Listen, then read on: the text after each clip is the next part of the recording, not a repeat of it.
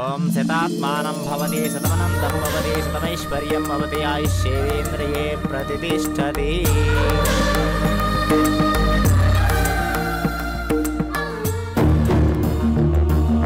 పెద్దబాబు విషయంలో నిన్ను దూరం పెట్టాలనుకునే కొద్దీ నువ్వు దగ్గరవుతున్నావు పార్వతి. ఎందుకిలా జరుగుతోంది?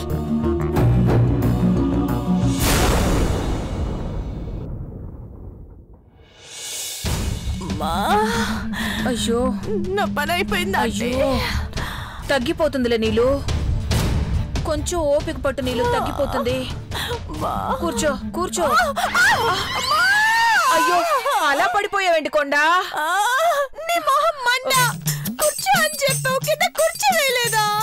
కుర్చీలు సోఫాలు మంచాలు దీక్ష అయ్యేదాకా ఎలా చేయరు కదా నీళ్ళు.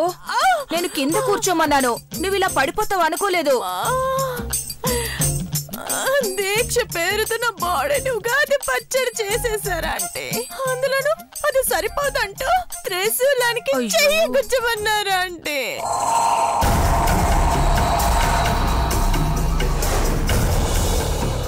వదిలిపెట్టను అంటే ఎవ్వరిని వదిలిపెట్టను.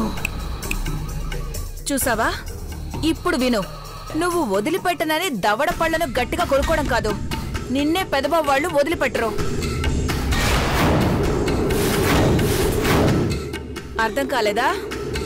పూజ చేసేది పార్వతి, పచ్చడయ్యేది నువ్వు. పైకి ఉపవాసం అంటున్నారు కానీ నీ రక్తాన్ని స్ట్రా లేకుండానే పీల్చేస్తున్నారు నీలమ్మా. ఆ పార్వతి పెళ్లి కాని పిల్లని పూజ పూర్తి చేయమన్నారా అంటే? అది ఈరోజు. మరి నిన్న? అవును, నిన్న కూడా అది గుడికొచ్చి అభిషేకం చేసిందని నా డౌట్. అఖిలక్క కూడా బొట్టు పెట్టించుకుని వెళ్ళమ్మా అంటే వెనక్కి రాకుండా నిల్చుంది మేగోటి పార్వతి అని నాకెందుకో అనుమానంగా ఉంది నీలమ్మా.